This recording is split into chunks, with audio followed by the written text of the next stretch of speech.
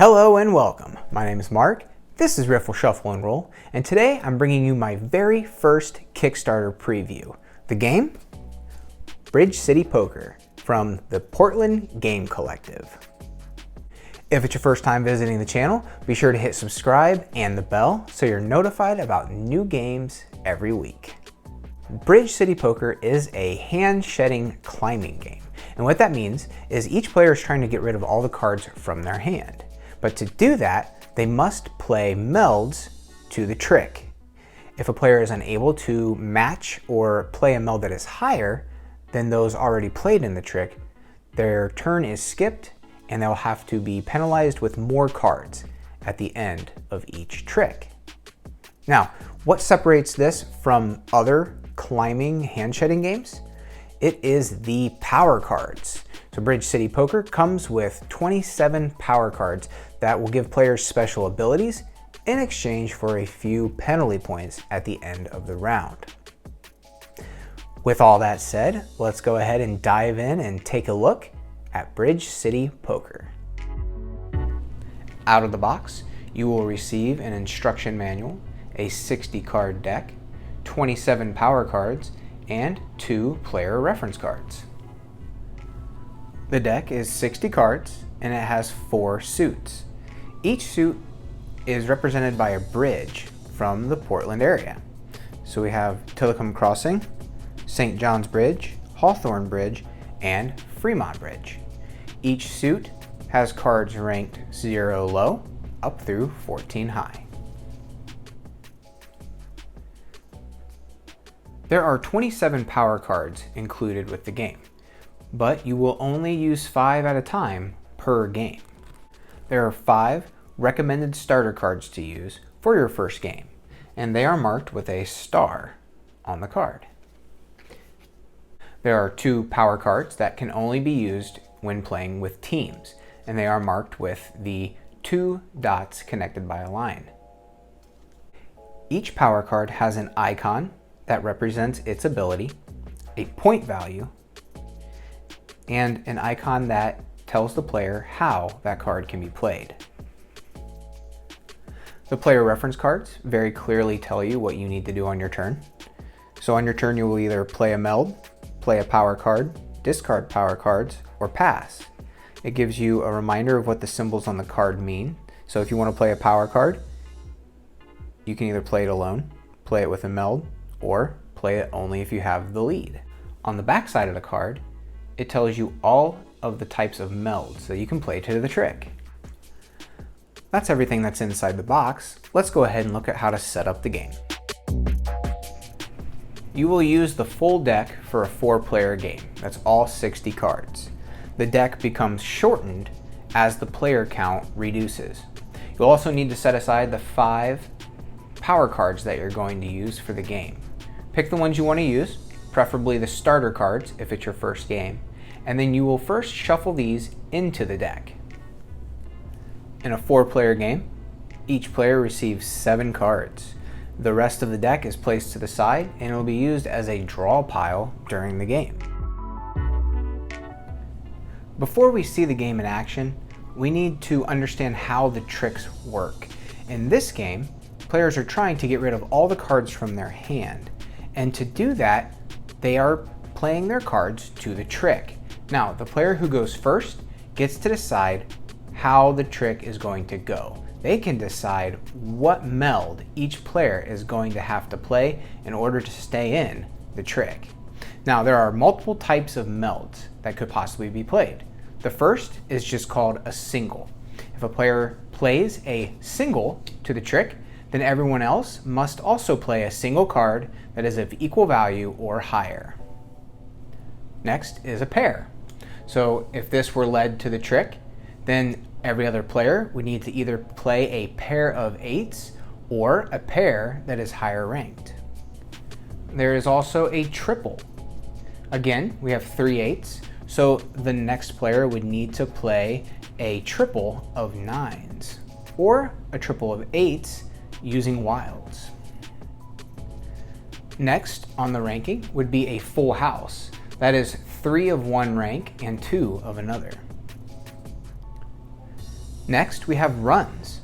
Runs are made up of 3, 4, or 5 cards in sequential order. They do not have to be the same suit, but they can be. And finally, we have a flush. A flush is 5 cards in the same suit.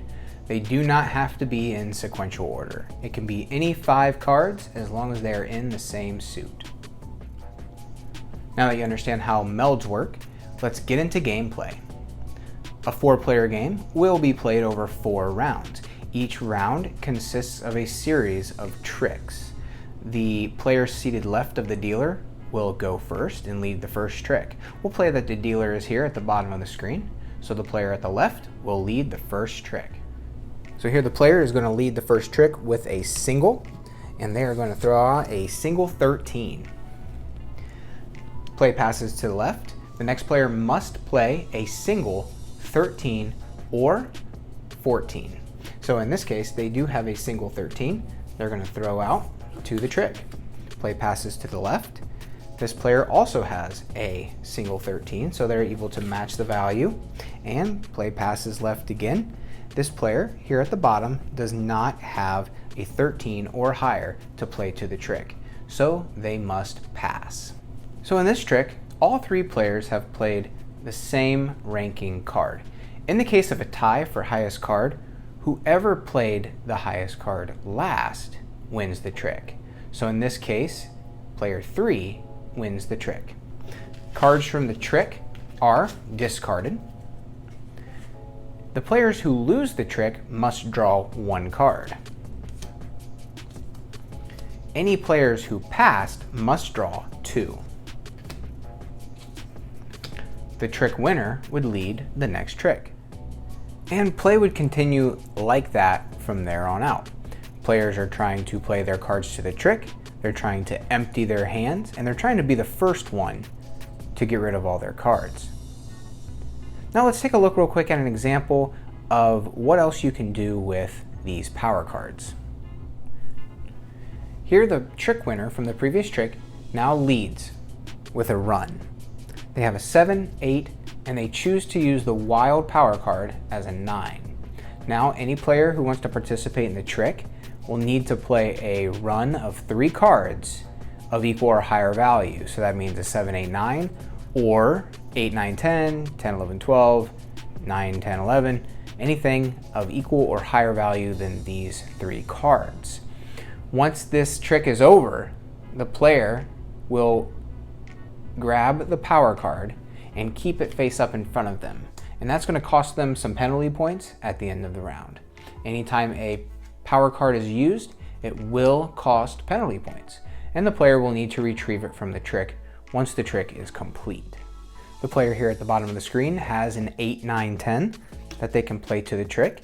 Now, the next player must play either an 8, 9, 10 or higher. As you'll notice, not only is this a trick-taking game, that is also a hand-shedding game, but it is a climbing game. So players are required to play to the trick cards of equal or greater value. So here the player on the left is unable to play a run to the trick. Now, rather than pass and be forced to draw 2 cards, they instead are going to discard a power card. This is an option that a player can have when following the trick. When you discard, you play it to the trick, but its power is not activated. You just simply say, I'm discarding this. At the end of the trick, this card will be discarded with the rest of the cards in the trick. Play continues from that player like normal. The player at the top of the screen also cannot play a run to the trick, so they're going to discard a power card to keep them from passing.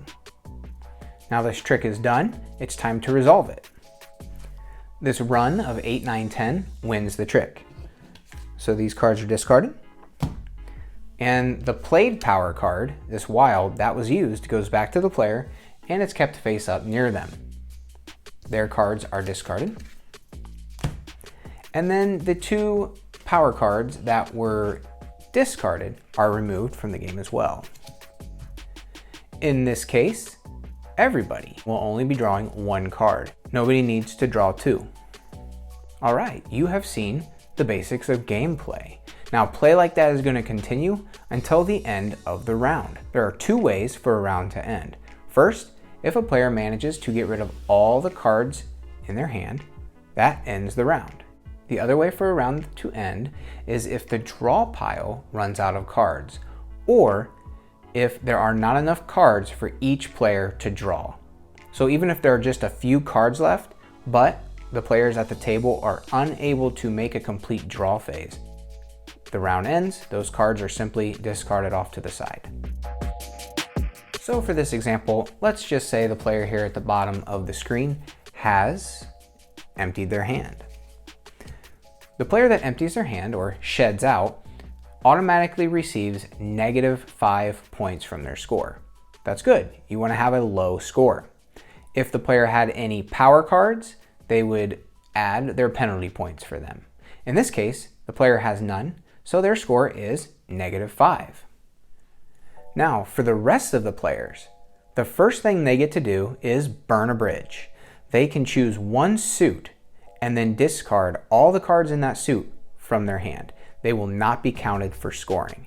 Now, as you can see, this player only has the Fremont Bridge suit in their hand. So they strategically left themselves single suited for the end of the game. They would actually be able to discard all those cards. They would only receive their penalty points for the wild card used in the game. Any unused power cards are discarded. There is no penalty for those. After a bridge has been burned and unused power cards are discarded, players earn points equal to the value of the cards left in their hand. Once the score has been tallied up, collect the cards and the deal passes left from the previous dealer. Continue playing rounds until the end of the game. The player with the lowest score at the end of the game is the winner. If there is a tie, play another round to break it. And that's how to play Bridge City Poker. Now, if this is a game that you want to get behind, there is a link down below to the Kickstarter campaign page. And that campaign is live now. So get on over there and show them your support. That is it for now. Until next time, keep on playing.